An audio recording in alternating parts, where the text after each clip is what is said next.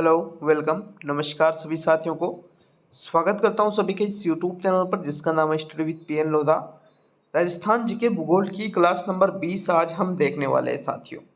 देखिए पहले अगर आप इस यूट्यूब चैनल पर नए हो तो इसके पहले की जो 19 क्लासें हैं उनके बारे में आपको पता नहीं होगा, और आप यहाँ पर लगातार जुड़े हुए हो तो आपको ये पता होगा कि भूगोल की 19 क्लासें आपके पूरी हो चुकी है, जिसमें हम 7-8 टॉपिक क्लियर कर चुके हैं साथियों।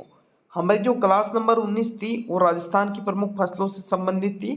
उसमें हमने फसलों का वर्गीकरण करके 8 प्रमुख फसलों के बारे में डिटेल से जानकारी प्राप्त की थी। अब उसके बाद में जो 9वें नंबर की जो फसल है उसके बारे में हम इस वीडियो में जानेंगे। तो आप अगर इस वीडियो को पहली बार देख रहे हो, इस वीडियो को मतलब इसके पहले वाला वीडियो नहीं देखा है तो आप पहले 19वीं क्लास जरूर देखिएगा साथियों। 19वीं क्लास नहीं देखिए तो उसको जरूर देखिएगा, तभी आपके 20वीं क्लास क्लियर हो पाएगी। देखिएगा फाइनल क्लास है ये राजस्थान की प्रमुख फसलों की। इसके बाद में आपके जनसंख्या वाला टॉपिक आपके चलाया जाएगा साथियों। तो यहाँ पर रीट मुख्य परीक्षा जनवरी 2023 में जो आपके है इसके लिए, और साथ में अन्य किसी भी प्रतियोगी परीक्षा के लिए ये राजस्थान जीके की जो क्लासें हैं एकदम रामबाण साबित आपके होने वाली है। तो चलिए शुरू करते हैं इस वीडियो को साथियों। देखिएगा हम यहाँ पर 8 प्रमुख फसलों के बारे में पढ़ चुके थे। 9वें नंबर की जो हमारी फसल आती है वो है सोयाबीन। राजस्थान की प्रमुख फसलों की बात की जा रही है। 8 फसलों के बारे में पूरी डिटेल के साथ हमने पढ़ लिया था। 9वें नंबर की फसल कौन सी है? सोयाबीन।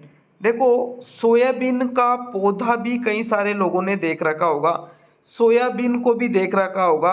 अब आप सभी को ये तो पता होगा कि सोयाबीन से साथियों खाद्य तेल का निर्माण किया जाता है, जिसका प्रयोग हम खाने में करते हैं। जब सब्जी वगैरह बनाते हैं तो उसमें कौन सा तेल डालते हैं? सोयाबीन का तेल। जरूरी नहीं कि सोयाबीन का ही डालें, अलग भी आप डालते होंगे, लेकिन ये जो सोयाबीन की फसल है इससे भी खाद्य तेल ही बनाया जाता है। खाद्य तेल का मतलब सभी समझते हो, खाने के लिए जिस तेल का हम उपयोग करते हैं वो कहलाता है खाद्य तेल।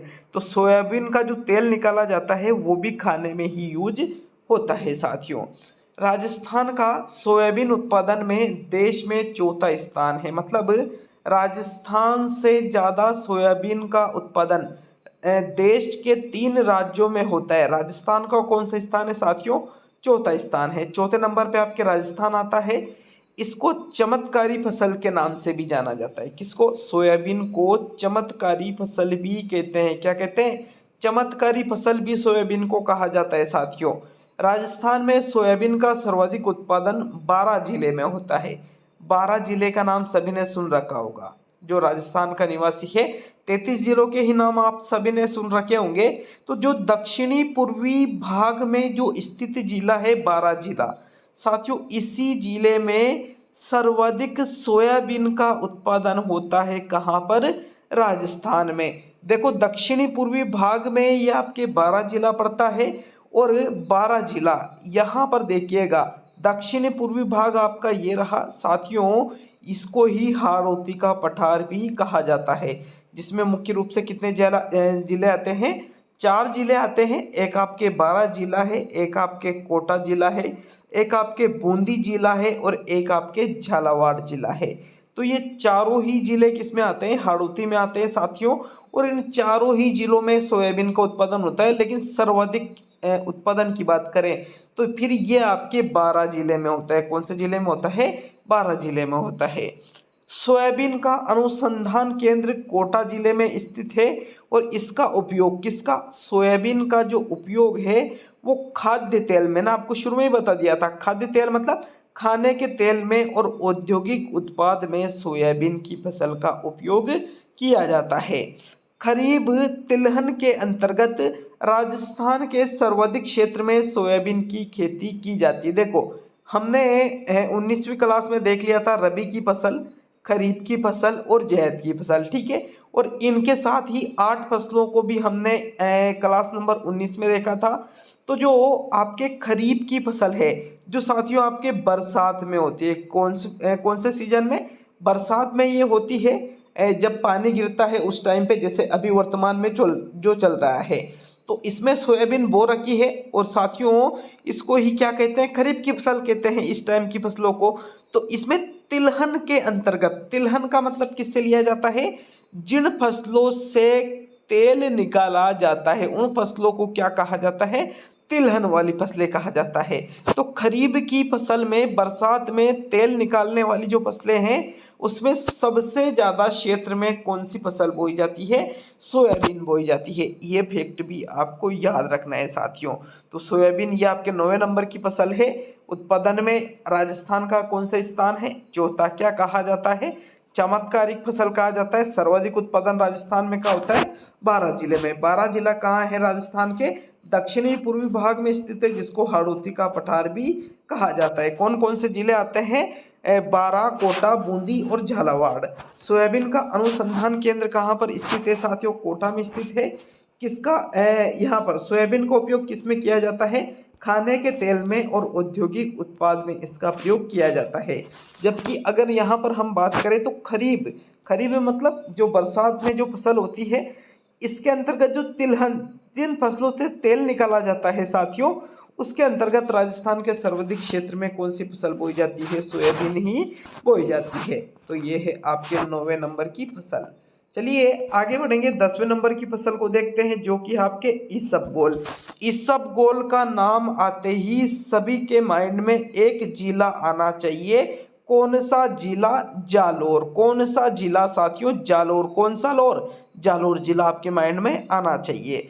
देखिए इसबगोल का मुख्य रूप से उत्पादन जालोर जिले में होता है, जबकि जालोर के साथ में बाड़मेर, सिरोही और नागौर जिलों में भी आपके इसबगोल का उत्पादन किया जाता है। तो अगर जालोर विकल्प में नहीं हो तो बाड़मेर को सही करोगे, बाड़मेर भी विकल्प में नहीं हो तो सिरोही को सही करोगे, और सिरोही भी विकल्प में नहीं है तो नागौर को सही करोगे। हालांकि ऐसी सिचुएशन आने वाली नहीं है, क्योंकि अगर प्रश्न आया कि राजस्थान में इसबगोल का उत्पादन कहाँ पर होता है तो आपका सीधा सा आंसर रहेगा साथियों, जालोर जिले में। किस जिले में होता है, जालोर जिले में। इसको घोड़ा जीरा भी कहते हैं। किसको, जो आपके इसबगोल जालोर जिले में, कौन से जिले में, जालोर जिले में उत्पादित होता है, इस इसबगोल को ही घोड़ा जीरा भी कहा जाता है। क्या कहा जाता है, घोड़ा जीरा भी इसको कहते हैं साथियों। औषधीय महत्व की फसल है कौन सी, इसबगोल। इसबगोल का प्रयोग औषधियों को बनाने में किया जाता है। किसमें किया जाता है, औषधियों को मतलब दवाइयों को बनाने में इसबगोल का प्रयोग किया जाता है। भारत का सर्वाधिक इसबगोल उत्पादन राजस्थान में ही होता है। देखो राजस्थान में अगर हम भारत की बात करें तो भारत का जो सर्वाधिक इसबगोल है वो कौन से राज्य में उत्पादित होता है, राजस्थान में उत्पादित होता है साथियों। विश्व का कुल इसबगोल उत्पादन का 40% उत्पादन अकेले जालोर जिले में होता है। ये मोस्ट इंपोर्टेंट फैक्ट है साथियों, क्योंकि हमने ऊपर जब इसबगोल वाला टॉपिक लिखा था तो उसमें मैंने पास से लिख रखा था जालोर। देखो आप राजस्थान की बात छोड़िए, आप भारत की बात छोड़िए, आप बात करिए विश्व की। किसकी, विश्व की बात कीजिए साथियों। विश्व में जितना इसबगोल का उत्पादन होता है उसका 40% तो सिर्फ और सिर्फ जालोर जिले में होता है साथियों। इसीलिए तो हमने इसबगोल के बारे में मैंने क्या कहा, इसबगोल का नाम आते ही आपके माइंड में बात आना चाहिए जालोर जिले की साथियों। देखो इसबगोल का एक अनुसंधान केंद्र भी स्थित है। अब सर्वाधिक उत्पादन इसबगोल का कहाँ हो रहा है, जालोर में हो रहा है, लेकिन इसका अनुसंधान केंद्र जालोर में नहीं है भाई। इसका अनुसंधान केंद्र जोधपुर में है, और किस जगह पर, मंडोर नामक स्थान पर। तो अगर प्रश्न आए इसबगोल का अनुसंधान केंद्र कहाँ स्थित है और विकल्प में मंडोर भी है और जोधपुर भी है तो आप मंडोर को सही करोगे, मंडोर विकल्प में नहीं है तो आप जोधपुर को सही करोगे साथियों। चलिए आगे बढ़ेंगे, बात करेंगे होहोबा और जोजोबा की। साथियों इसको डेजर्ट गोल्ड भी कहते हैं। किसको, होहोबा और जोजोबा की जो फसल, होहोबा जोजोबा अलग अलग नाम नहीं, एक ही नाम है। इसको होहोबा के नाम से भी जाना जाता है और इसको जोजोबा के नाम से भी जाना जाता है। कैसी फसल है साथियों ये, एक देखिएगा एक डेजर्ट गोल्ड फसल है, मतलब इस फसल को डेजर्ट गोल्ड के नाम से भी जाना जाता है। तो प्रश्न अगर पूछ लिया गया कि डेजर्ट गोल्ड के नाम से किसको जाना जाता है तो होहोबा जोजोबा, नाम ही कुछ अलग है, jojoba jojoba desert gold. Rajasthan में सर्वप्रथम यह पौधा 1965 में इजराइल से काजरी में लाया गया। यह अधिक गर्मी व खारे पानी को सहन करने वाला पौधा है। तो भाई मूल रूप से देखिएगा, भारत का पौधा नहीं है। इसको कहाँ से लाया गया था साथियों? भारत में इजराइल से लाया गया था। कब लाया गया था? 1965 में लाया गया था। और कहाँ पर? भारत में कहाँ पर? काजरी। काजरी कहाँ पर है? आपके जोधपुर में पड़ता है। कहाँ पर पड़ता है? जोधपुर में पड़ता है। तो साथियों इसी संस्थान में होहोबा या जोजोबा का पौधा 1965 में सबसे पहले लाया गया था। किस देश से लाया गया था? इजराइल से। और इसकी मुख्य विशेषता क्या है होहोबा और जो होहोबा या जोजोबा की? कि यह अधिक गर्मी और खारे पानी को सहन करने वाला पौधा है। मतलब गर्मी ज़्यादा पड़े तो भी कोई दिक्कत वाली बात नहीं है, और इसमें जो पानी डालते हैं आसपास से, ये जो पानी सोखता है तो वो भले खारा हो तो भी इसके कोई दिक्कत नहीं आती है। कहाँ से लाया गया था? इजराइल से। कब लाया गया था? 1965 में। कहाँ? काजरी जोधपुर में लाया गया था। और क्या कहा जाता है इसको? डेजर्ट गोल्ड कहा जाता है साथियों। चलिए आगे बढ़ेंगे 12वें नंबर की ओर। तो आपके 12वें नंबर की जो फसल है वो है मूंगफली। देखो मूंगफली आप सभी ने खा रखी होगी। इसको गरीब का बादाम भी कहते हैं। अभी एक गाना आया था कच्चा बादाम वाला, तो वो कच्चा बादाम वाला जो गाना था वो किसके ऊपर था साथियों? मूंगफली वाला ही था। ठीक है, मूंगफली के ऊपर ही वो गाना था। आपने सभी ने देख रखा होगा, टिकटॉक पर बहुत ज्यादा वायरल हुआ था, यूट्यूब पर भी बहुत ज्यादा वायरल हुआ था कच्चा बादाम वाला गाना। तो कच्चा बादाम का मतलब किससे लिया जाता है? मूंगफली से लिया जाता है, जिसको गरीब का बादाम भी कहते हैं। क्या कहते हैं? गरीब का बादाम भी इसको कहते हैं। राजस्थान में सर्वाधिक उत्पादन लूणकरणसर बीकानेर में होता है। मतलब अगर डिस्ट्रिक्ट की बात करें तो मूंगफली का सर्वाधिक उत्पादन बीकानेर में होता है, लेकिन स्थान की बात करें तो बीकानेर में कौन सा स्थान पड़ता है? लूणकरणसर। कौन सा स्थान पड़ता है साथियों? लूणकरणसर नामक स्थान पर मूंगफली का सर्वाधिक उत्पादन राजस्थान में होता है। अगर प्रश्न आ गया कि राजस्थान में मूंगफली का सर्वाधिक उत्पादन कहाँ होता है? लूणकरणसर भी विकल्प में है, बीकानेर भी विकल्प में है, तो किसको सही करोगे? लूणकरणसर को आपको सही करना है। और ये विकल्प में नहीं है तो फिर आप बीकानेर की तरफ जा सकते हो। लूणकरणसर जो बीकानेर में पड़ता है को मूंगफली उत्पादन के कारण राजस्थान का राजकोट भी कहते हैं। तो ये मोस्ट इंपोर्टेंट क्वेश्चन है साथियों। राजस्थान का राजकोट किसको कहा जाता है? लूणकरणसर बीकानेर को राजस्थान का राजकोट कहा जाता है। क्यों कहा जाता है? क्योंकि यहाँ पर मूंगफली का उत्पादन सर्वाधिक होता है राजस्थान में। खाद्य तेलों में सर्वाधिक खाया जाने वाला तेल मूंगफली का ही है। देखो जो हमने सोयाबीन वाला जो टॉपिक पढ़ा था, सोयाबीन की जो फसल पड़ी थी, तो इसमें भी हमने देखा था कि इसका प्रयोग भी खाद्य तेल में किया जाता है। और जो मूंगफली है साथियों, इसका प्रयोग भी खाद्य तेल में ही किया जाता है। मतलब मूंगफली से भी तेल निकाला जाता है जिसका प्रयोग खाने में करते हैं। और सर्वाधिक खाया जाने वाला जो खाद्य तेल है वो भी मूंगफली का ही है। इसकी मंडी बीकानेर में स्थित है। किसकी? मूंगफली की। मूंगफली की मंडी कहाँ पर स्थित है? बीकानेर में स्थित है। तो ये आपके मूंगफली वाली फसल है। क्या क्या याद रखना है? कच्चा बादाम या गरीब का बादाम किसको कहते हैं? मूंगफली को। सर्वाधिक उत्पादन राजस्थान में क्या होता है? लूणकरणसर बीकानेर में। लूणकरणसर बीकानेर में मूंगफली का सर्वाधिक उत्पादन होने के कारण इसको क्या कहा जाता है? लूणकरणसर को राजस्थान का राजकोट कहते हैं साथियों। खाद्य तेलों में बात करें तो सर्वाधिक खाया जाने वाला जो तेल है वो भी किसका है? मूंगफली का है। और मूंगफली की मंडी कहाँ पर स्थित है? बीकानेर में स्थित है। चलिए आगे बढ़ेंगे 13वीं फसल की तरफ। तो 13वीं फसल है आपके कपास। देखो कपास को बनिया भी कहा जाता है। बनिया, बनिया नाम तो सभी ने सुन रखा होगा साथियों। जो महाजन होते हैं, जो सेठ साहूकार होते हैं, उन सेठ साहूकारों को ही बनिया कहा जाता है। उसी प्रकार कपास को भी क्या कहा जाता है? बनिया कहा जाता है। साथ ही इसको सफेद सोना भी कहते हैं। देखिए कपास का रंग कैसा होता है? सफेद होता है, और इसकी कीमत भी बहुत ज्यादा होती है। इसी वजह से कपास को क्या कहा जाता है? सफेद सोना कहा जाता है।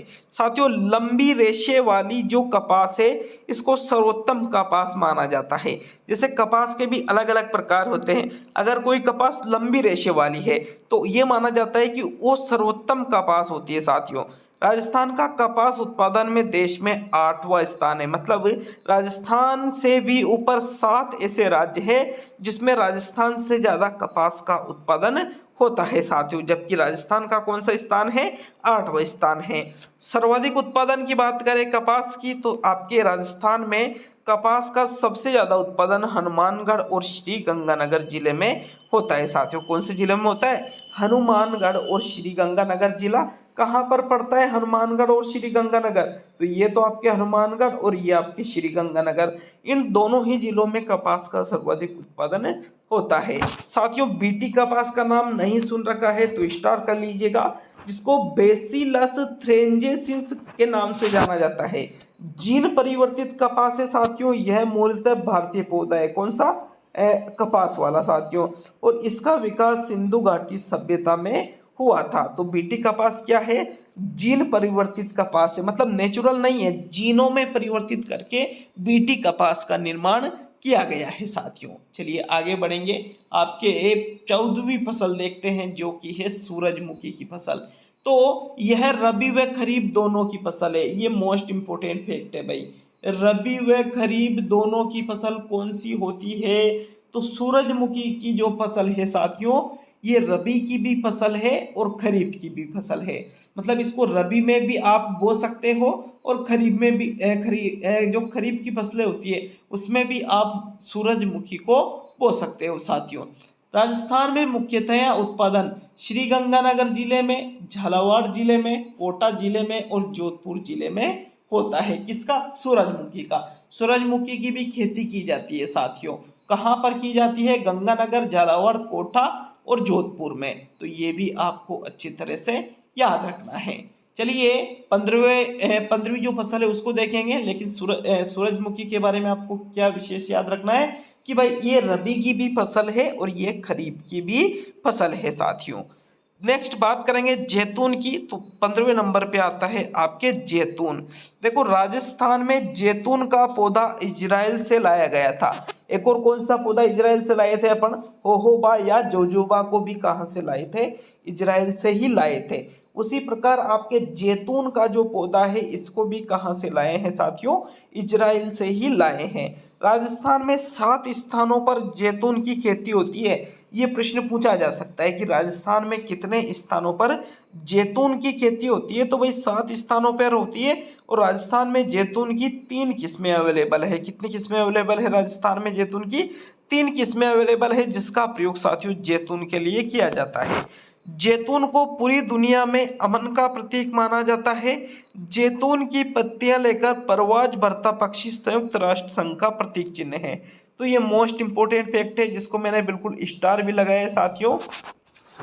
क्या कह रहा है ये कि जैतून को पूरी दुनिया में अमन का प्रतीक माना जाता है। तो क्वेश्चन पूछा जा सकता है कि किस फसल के चित्र को अमन का प्रतीक माना जाता है पूरी दुनिया में, तो जैतून की जो फसल होती है इसके चित्र को साथियों अमन का प्रतीक माना जाता है पूरे विश्व में। और जो आपके जैतून की जो पत्तियां हैं इसको लेकर के परवाज मतलब उड़ता हुआ पक्षी संयुक्त राष्ट्र संघ जो है उसका प्रतीक चिन्ह भी है साथियों। तो ये आपके जैतून की खेती 15वें नंबर पे हमने देखी है। क्या क्या याद रखना है, कहाँ से लाया गया था ये पौधा, इजराइल से। कितने स्थानों पर जैतून की खेती होती है राजस्थान में, 7 स्थानों पर। इनमें से साथियों राजस्थान में जैतून की किस्में कितने हैं, 3 हैं। और अमन का प्रतीक किसको माना जाता है, जैतून को माना जाता है। जैतून की पत्तियां लेकर परवाज मतलब उड़ता हुआ जो पक्षी है ये किसका प्रतीक चिन्ह है, तो ये संयुक्त राष्ट्र संघ का प्रतीक चिन्ह है साथियों। चलिए आगे बढ़ेंगे आपके 16वीं फसल की तरफ। 16वीं फसल है आपके ग्वार। भाई एक है हमने पढ़ी थी जवार, लेकिन ज्वार नहीं, यहाँ पर शब्द कौन सा है साथियों, गंवार है। इसकी सबसे बड़ी मंडी किसकी, ग्वार की सबसे बड़ी मंडी जोधपुर में स्थित है, जो कि एक अंतरराष्ट्रीय मंडी है। कैसी मंडी है, अंतरराष्ट्रीय। राजस्थान का उत्पादन में भारत में प्रथम स्थान है। मतलब ग्वार की बात करें तो ग्वार भी राजस्थान में, यहाँ पर साथियों उत्पादन की बात की जा रही है राजस्थान में, तो भारत में कौन सा स्थान रखता है, राजस्थान प्रथम स्थान रखता है। किसके संबंध में, ग्वार के संबंध में साथियों। तो ये है आपके ग्वार। क्या क्या याद रखना है कि इसकी सबसे बड़ी मंडी जोधपुर में स्थित है, जो कि एक अंतरराष्ट्रीय मंडी है। इसका जो उत्पादन में स्थान है, भारत का कौन सा स्थान है, ग्वार में प्रथम स्थान है साथियों। चलिए 17वें नंबर की फसल देखते हैं। तो देखिएगा 7वीं फसल आपके देखते हैं, 7वीं फसल है आपके तंबाकू। तंबाकू का वानस्पतिक नाम याद रखना है सभी को। इसका जो वानस्पतिक नाम है वो है नियोटियाना टेबेकम। क्या है साथियों? तंबाकू का वानस्पतिक नाम नियोटियाना टेबेकम तंबाकू का क्या है? वानस्पतिक नाम है। इसकी पत्तियों का उपयोग मादक पदार्थ के रूप में किया जाता है। सभी को पता होगा, देखिएगा अलग अलग प्रकार से तंबाकू की पत्तियों का प्रयोग किया जाता है। जैसे कोई जलाकर के इसमें से नशा करने के लिए इसका प्रयोग करते हैं, तो कोई सीधे ही इसको खाकर के इसमें से नशा करने के लिए इसका प्रयोग करते हैं साथियों। तो इसकी जो पत्तियां होती है मतलब उसमें नशा होता है, सीधी बात यह है। तंबाकू का मतलब सभी ने देख रखा होगा, समझ रखा होगा, तंबाकू को देख भी रखा होगा। तंबाकू को नहीं देख रखा होगा तो इसकी जो पत्तियां होती है इसको देख भी रखा होगा साथियों।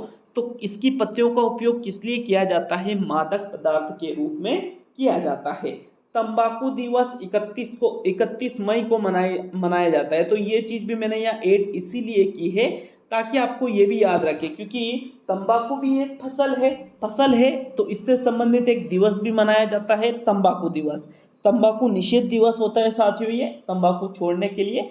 तो देखिएगा 31 मई को मनाया जाता है। राजस्थान में सर्वाधिक उत्पादन किसका? तंबाकू का। कहाँ पर होता है?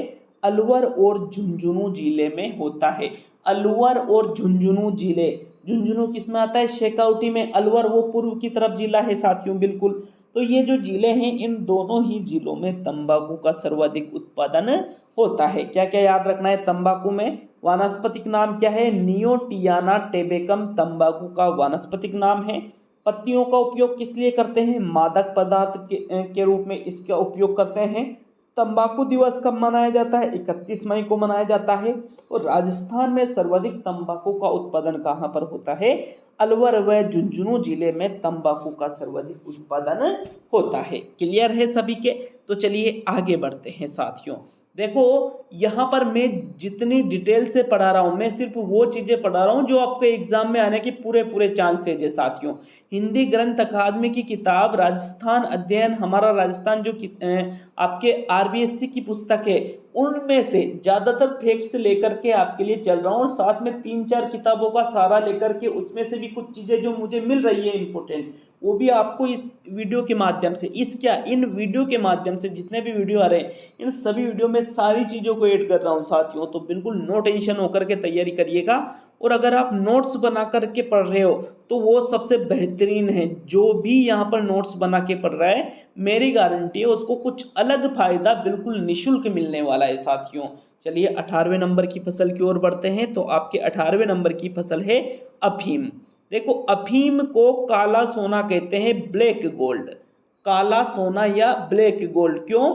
क्योंकि अफीम का जो कलर होता है वो काला होता है साथियों। और इसकी जो रेट होती है, जैसे सोने की रेट बहुत ज़्यादा होती है ना, सोने की रेट बहुत ज़्यादा होती है, आप सभी को पता है, उसी प्रकार अफीम की जो कीमत है वो भी बहुत ही ज़्यादा होती है साथियों। वानस्पतिक नाम है पेपावर सोमनिफेरम। किसका? अफीम का। इस क्वेश्चन को तो कई बार पूछा जा चुका है अलग अलग एग्जाम्स में। देखिए क्या पूछता है कि अफीम का वानस्पतिक नाम क्या है? तो राइट आंसर है पेपावर सोमनिफेरम अफीम का वानस्पतिक नाम है साथियों। मस्सी एक शब्द आता है अफीम में, जो क्या होता है? अफीम की फसल का रोग। अफीम की जो फसल होती है इसका एक रोग है जिसको कहा जाता है मस्सी साथियों। इसमें एक शब्द आता है डोडा।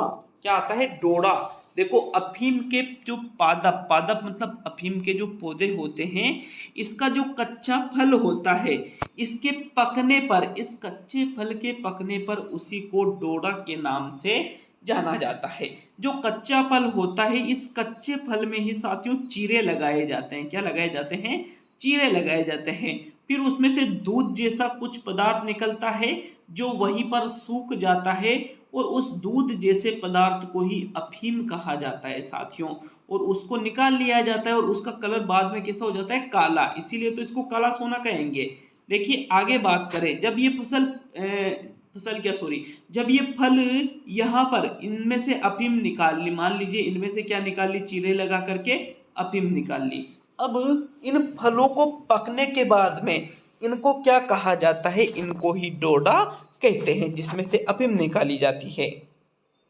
आगे बात करें खसखस, तो साथियों अफीम के फल के जो बीज होते हैं इन्हीं को खसखस के नाम से जाना जाता है। तो देखो एक एक चीज मैं आपके सामने रख रहा हूँ, बिल्कुल जैसे यहाँ पर यूँ मान लीजिए आप किसी प्रोग्राम में जाते हो, खाना खाने के लिए बैठते हो, तो वहाँ पर एक एक चीज को आपके आगे परोसा जाता है ना, उसी प्रकार एक एक चीज को आपके आगे परोस रहा हूँ। बिल्कुल साथियों अफीम के जो फल होते हैं, फल मतलब वही जो इसका जो साथियों अफीम का जो फल है जिसमें से हम अफीम निकालते हैं कच्चे फल में से, और वो जब सूख जाता है तो उसको डोडा कहते हैं। और उसके अंदर जो बीज होते हैं उस डोडा के भी अंदर, उनको क्या कहा जाता है, खसखस के नाम से जाना जाता है। अगर बात करें आगे तो इसकी खेती किसकी, अफीम की जो खेती है, आप यूं नहीं कि किसी ने भी अफीम की खेती कर ली साथियों, आप ऐसा नहीं कर सकते, क्योंकि अफीम की खेती गवर्नमेंट से अनुमति या पट्टा भी इसको कहते हैं, तो लेकर ही वो की जा सकती है। गवर्नमेंट की अनुमति यदि आपको प्राप्त है,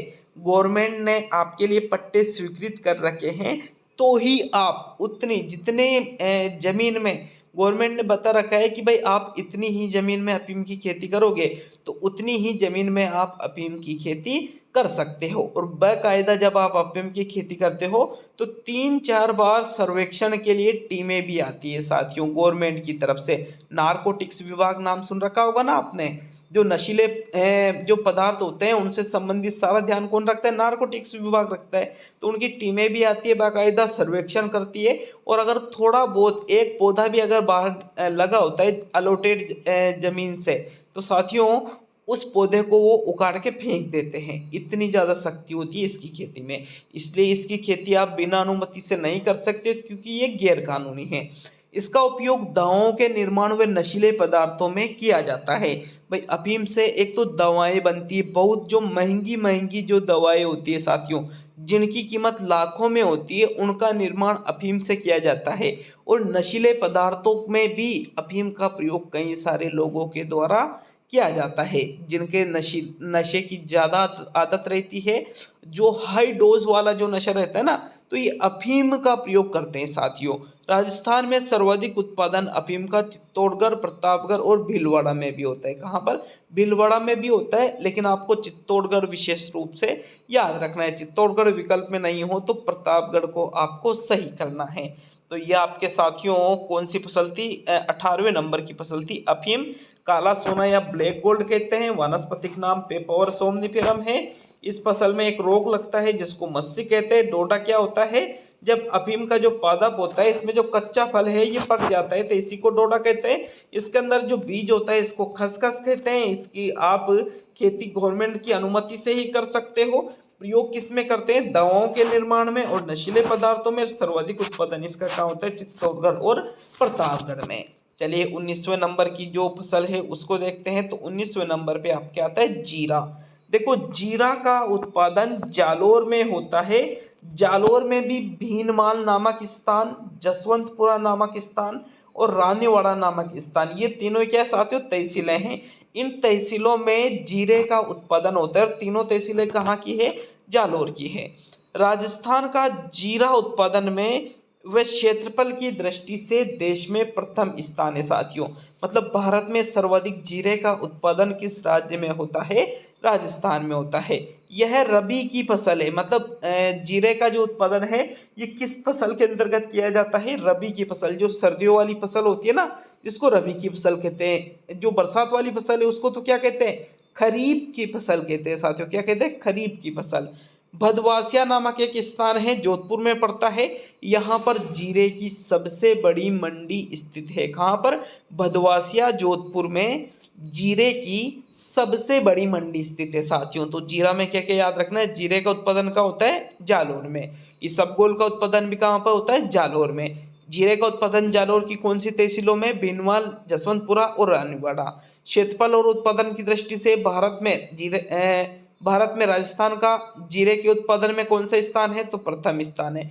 खरीफ की, रबी की या जायद की, किसकी फसल है? तो रबी की फसल है। भदवासिया जोधपुर में क्या है? तो जीरे की सबसे बड़ी मंडी है साथियों। चलिए 20वें नंबर की फसल की ओर बढ़ते हैं। 20वें नंबर पे आता है आपके चेती गुलाब। देखिए फसलें तो वैसे कई होती है, लेकिन प्रमुख फसलें लगभग मैं आपको पूरी करा रहा हूँ। देखो राजस्थान के खमनोर व नाथद्वारा, खमनोर भी कहाँ पर है? राजसमंद में। नाथद्वारा भी कहाँ पर है? राजसमंद में। के चेती गुलाब विश्व प्रसिद्ध है साथियों। खमनोर और नाथद्वारा जो दोनों ही जगह ये राजसमंद में पड़ती है, यहाँ के जो चेती गुलाब है ये विश्व प्रसिद्ध है। राजस्थान में ही नहीं, भारत में नहीं, विश्व में प्रसिद्ध है यहाँ के गुलाब। कहाँ के? खमनोर और नाथद्वारा के, दोनों ही स्थान कहाँ पर है? राजसमंद में। इसका उपयोग इत्र व सुगंधित तेल के लिए किया जाता है। किसका? चेती गुलाब का उपयोग किसके लिए किया जाता है? इत्र बनाने के लिए और सुगंधित तेल बनाने के लिए चेती गुलाब का प्रयोग किया जाता है। अगर हम बात करें सर्वाधिक गुलाब का उत्पादन कहाँ पर होता है राजस्थान में, तो सर्वाधिक गुलाब का उत्पादन साथियों अजमेर में होता है। कहाँ पर होता है?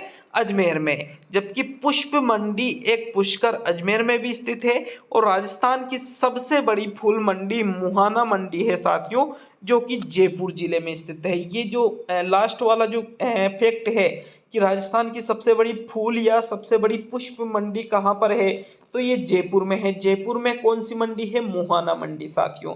इस क्वेश्चन को 2-3 बार पूछ लिया गया है अभी कुछ पिछले एग्जामों में, तो हो सकता है कि आपके एग्जाम में भी पूछ ले कि राजस्थान की सबसे बड़ी फूल मंडी कौन सी है, तो अजमेर मत कर देना, सर्वाधिक उत्पादन होता है यहाँ पर। सबसे बड़ी फूल मंडी तो कहाँ पर है? जयपुर में। कौन सी मंडी है? मुहाना मंडी है साथियों। तो ये 20 प्रकार की फसलों को हमने बहुत ही डिटेल से पढ़ा है। देखिए आगे बढ़ेंगे, लेकिन आगे बढ़ने से पहले छोटा सा निवेदन, चैनल पर नए हो तो चैनल को सब्सक्राइब करके बेल आइकन ऑन कर लेना साथियों, तभी आपके पास प्रत्येक वीडियो का नोटिफिकेशन टाइम पर पहुंच सकता है। तो चलिए आगे बढ़ते हैं। आगे हम बात करेंगे हम यहाँ पर कुछ विशेष चीज़ों के बारे में। विशेष फैक्ट क्या है? आपके फसलों से संबंधित वेरी इंपॉर्टेंट फैक्ट है साथियों। ये सीधे ही एग्जाम में आपसे पूछे जा सकते हैं, सीधे ही एग्जाम में आपसे पूछे जा सकते हैं। ये तो देखिएगा विशेष फैक्ट है, और यहाँ से जो सीधे प्रश्न बनेंगे ना, तो आप भी कहोगे कि वाह सर क्या चीज़ें बताई थी आपने। तो एक एक फैक्ट को अच्छी तरह से समझने की कोशिश करना, याद करने की कोशिश करना और लिखना जरूर इनको साथियों। देखो विशेष फसलों से संबंधित VVIP फैक्ट, वेरी इंपॉर्टेंट साथियों फैक्ट आपको बताने वाला हूँ। तो सर्वाधिक सूखा सहन करने वाली जो फसल है वो होती है मोठ की फसल साथियों। कैसी फसल? मोठ की फसल, जो तिलहन नामक तिलहन फसलों के अंतर्गत आती है। तिलहन मतलब तिलहन क्या, सॉरी, तिलहन के अंतर्गत मोठ नहीं आती है, आपके दलहन फसलों के अंतर्गत आती है। जो दालों वाली फसल होती है उसके अंतर्गत ये मोठ आती है। तो इसमें सर्वाधिक सूखा सहन करने की क्षमता होती है साथियों। मतलब सूखे में भी, पानी की कमी आने पर भी ये फसल नहीं सूखती है। तो क्वेश्चन पूछा जा सकता है, क्या क्वेश्चन बनता है कि सर्वाधिक सूखा सहन करने वाली फसल कौन सी है? मोठ फसल है। दूसरे नंबर पे आता है तिलहन फसलों की रानी किसको कहा जाता है साथियों, क्वेश्चन पूछा जा सकता है। तो तिल जो होता है ना, तिल के जो लड्डू बनते हैं साथियों, उसी तिलों की बात कर रहा हूँ। आपने कहावत भी सुना होगा आपने कहावत को, इन तिलों में तेल नहीं। तो वो जो तिल होते हैं उन तिलों को ही तिलहन फसलों की रानी कहते हैं, और इसको गरीब का घी भी कहते हैं। जो होते हैं, तिल जो होते हैं, इनसे तेल निकाला जाता है, और इसका तेल बहुत ही ज़्यादा महंगा होता है। तो इसी वजह से बहुत ज़्यादा महंगा मतलब घी के बराबर महंगा नहीं होता है। ये तो गरीब का घी क्यों कहते हैं इसको? तो गरीब का घी भी इसको कहा जाता है। किसको? तिल को कहा जाता है। तिलहन फसलों की रानी भी किसको कहते हैं? तिल को कहते हैं साथियों। चलिए आगे बढ़ेंगे। तीसरे नंबर पे नाम सुना होगा मथानिया का, कहाँ पर पड़ता है? आपके जोधपुर में पड़ता है। ये किसके लिए प्रसिद्ध है? लाल मिर्च के लिए प्रसिद्ध है। मतलब लाल मिर्च के लिए प्रसिद्ध, एग्जाम में प्रश्न आया कि लाल मिर्च के लिए प्रसिद्ध स्थान है मथानिया साथियों। कौन सा है? मथानिया। लाल मिर्च के लिए प्रसिद्ध है, मथानिया भी विकल्प में, जोधपुर भी विकल्प में, तो किसको सही करोगे? मथानिया को। लेकिन मथानिया विकल्प में नहीं है, तो आंसर होगा आपका जोधपुर। तो मतलब जोधपुर की लाल मिर्च प्रसिद्ध है। कहाँ की? जोधपुर वाले मिर्च ज़्यादा खाते हैं, वो भी कैसी खाते हैं, लाल लाल मिर्च खाते हैं साथियों, याद रख लेना। जोधपुर में भी कौन सा स्थान, मथानिया नामक स्थान। चौथे नंबर पे जो लिखा है वो है साथियों रतनजोत, जिसको जेट्रोपा कहा जाता है। बायोडीजल की प्राप्ति हमें रतनजोत से होती है। किससे, रतनजोत से किसकी प्राप्ति होती है, बायोडीजल की प्राप्ति होती है, जिसका वानस्पतिक नाम क्या है, जेट्रोपा है साथियों। आपने नाम सुना होगा हरी मेथी का, जिसको पान मेथी भी कहते हैं। क्या कहते हैं, पान मेथी भी इसको कहा जाता है, हरी मेथी को। और ये अपनी विशेष खुशबू के लिए प्रसिद्ध होती है साथियों। तो क्वेश्चन पूछ लिया कि हरी मेथी या पान मेथी किस लिए प्रसिद्ध होती है, तो ये अपनी विशेष खुशबू के लिए प्रसिद्ध होती है। आपने नाम सुना होगा मेहंदी के बारे में, मेहंदी जो हाथों में लगाते हैं। राजस्थान में एक स्थान है पाली में, जो कि है साथियों सोजत नामक स्थान। कौन सा स्थान है, सोजत नामक स्थान है। सोजत की जो मेहंदी है ये वर्ल्ड फेमस मेहंदी है साथियों, वर्ल्ड फेमस। बड़े बड़े जो सितारे होते हैं, बड़े बड़े जो सितारे होते हैं, वो सोजत जो पाली में पड़ता है, यहाँ की मेहंदी का यूज करते हैं। अभी जो कैटरीना कैफ की जो शादी हुई थी ना, तो उन्होंने भी अपनी शादी में सोजत की मेहंदी का ही यूज किया था साथियों। देखो इतने बड़े बड़े जो स्टार होते हैं वो भी सोजत की मेहंदी का प्रयोग करते हैं। तो सोजत की मेहंदी बहुत ही ज़्यादा प्रसिद्ध है। कहाँ पर पड़ता है ये, पाली में। प्रश्न पूछा जा सकता है कि भाई राजस्थान में मेहंदी कहाँ की प्रसिद्ध है, तो सोजत की। कहाँ पड़ता है सोजत, पाली में। साथियों किन्नू या माल्टा ये प्रसिद्ध है आपके श्री गंगानगर का। और संतरा प्रसिद्ध है आपके झालावाड़ जिले का साथियों। झालावाड़ जिला जो मेरा होम डिस्ट्रिक्ट है, यहाँ पर संतरे का उत्पादन राजस्थान में सर्वाधिक होता है। इसी वजह से संतरे के सर्वाधिक उत्पादन के कारण झालावाड़ को राजस्थान का नागपुर भी कहा जाता है। क्या कहा जाता है, राजस्थान का नागपुर भी कहा जाता है साथियों। तो ये कुछ विशेष चीजें मैंने आपको बताई थी। अब फसलों के प्रकार में यहाँ पर आपको बताने वाला हूँ, एग्जाम के लिए विशेष चीजें हैं। प्रश्न पूछ लिया कि इनमें से कौन सी जो फसल है वो अनाज वाली फसल नहीं है, तो चावल है, गेहूं है, ज्वार है, बाजरा है, मक्का है, जौ है, मशरूम है, जिसका प्रयोग खाने के लिए किया जाता है, भोजन के लिए। ठीक है, जिसे चावल का प्रयोग हम भोजन के रूप में करते हैं, गेहूं का प्रयोग हम रोटी बनाकर करते हैं, ज्वार का प्रयोग रोटी बनाकर करते हैं, बाजरे का प्रयोग रोटी बनाकर करते हैं, मक्का का जो होती है साथियों इसका प्रयोग रोटी बनाकर करते हैं खाने के लिए, जौ का प्रयोग रोटी बनाकर खाने के लिए करते हैं, मशरूम का प्रयोग खाने के लिए करते हैं। तो ये वो फसलें हैं जिनका प्रयोग किस लिए करते हैं साथियों, खाने के लिए। ऐसी फसलों को अनाज वाली फसलों के अंतर्गत रखा जाता है। चलिए दूसरे नंबर पे देखेंगे। दूसरे नंबर पे है दलहन वाली फसलें।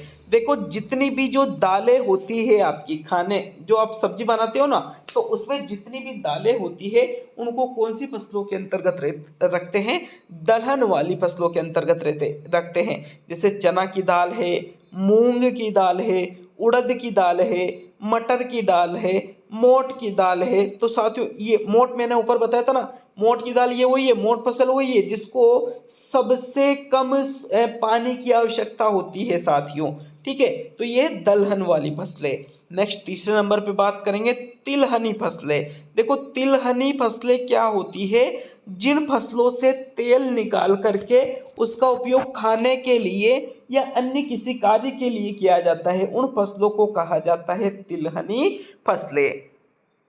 कौन कौन सी है तिलहनी फसलें, जिसे तिल से तेल निकाला जाता है, सरसों से तेल निकाला जाता है, मूंगफली से निकाला जाता है, सोयाबीन से निकाला जाता है, सूरजमुखी से तेल निकाला जाता है, जैतून से तेल निकाला जाता है, होहोबा या जोजोबा से तेल निकाला जाता है। तो ये सारी फसलें कौन सी फसलों के अंतर्गत आएगी, तिलहनी फसलों के अंतर्गत आएगी साथियों। नेक्स्ट मसाले वाली फसलें। मसाले मतलब जो सब्जी में अपन मसाले डालते हैं ना, वो वाली फसलें साथियों।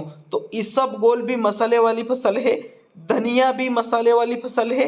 देखो इसबगोल मसालों के साथ में आपके दवाइयों में भी इसका प्रयोग करते हैं साथियों। जीरा जो है ये भी मसाले वाली फसल है, मेथी भी मसाले वाली फसल है।